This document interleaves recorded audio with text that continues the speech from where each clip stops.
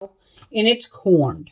Corned is when they take this piece of beef, they put it in a brine, which is like a liquid solution that has very large crystals of salt, and they let it soak there to preserve it.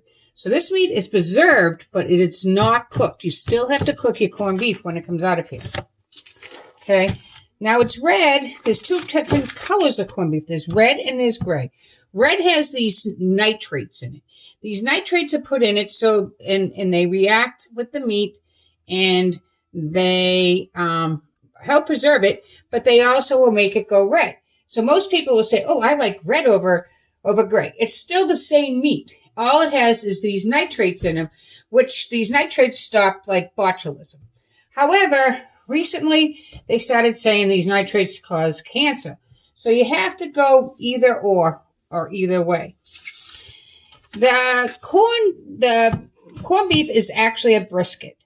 The brisket is a primal cut of beef, which, if you can excuse my little picture here, this is a cow, is located right here behind its front legs.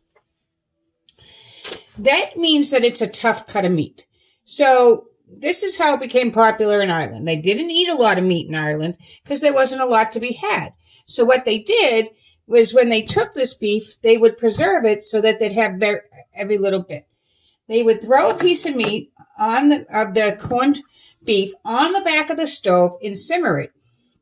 Simmering tenderizes meat, as we know, so it also will bring out some good flavors into the stock that you're making.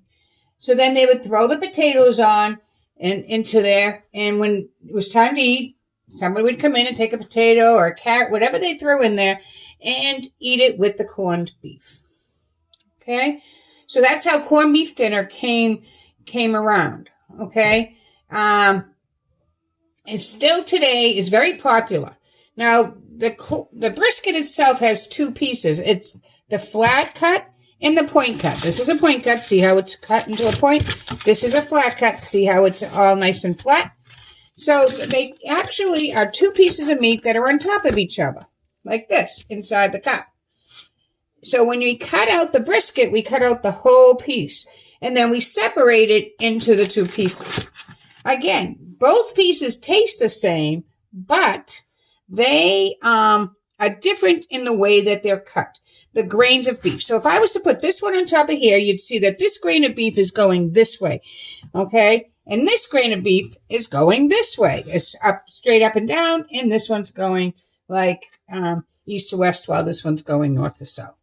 So you have two pieces of meat. So you can't keep them on top of each other because when you cut it, one piece will cut perfectly fine, while the other piece will kind of shred because you're cutting with the grain. And this is the type of meat you want to cut against the grain. Okay, so right now I'm going to take these out of the packages. I have in my sink some strainers. I'm going to strain out the brine. They give you a little peppercorn packet here to put in them with you. Then I'm going to put them in the pots and put them on the back of the stove to simmer.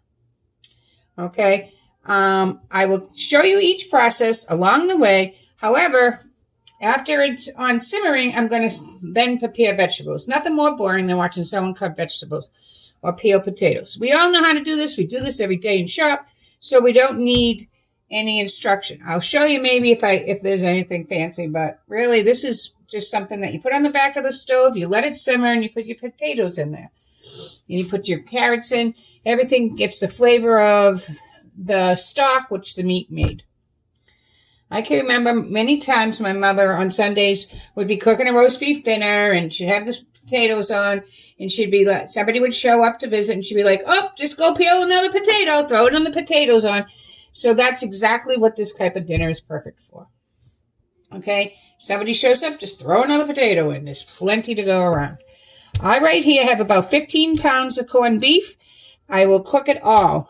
I'm serving 8 adults and 3 children. The children I have chicken nuggets for because I don't think that they like corned beef. So I bought some chicken nuggets and I'll throw them in the oven with some french fries and they'll be happy.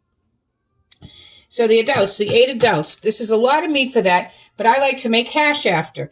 And I'll make hash and everyone in my family will enjoy that too. So that's another video, hash. So stay tuned for how to make hash from your corned beef leftovers after this video and after everyone leaves my house. So for right now, I'm going to sign off and then I'll tune in a little bit.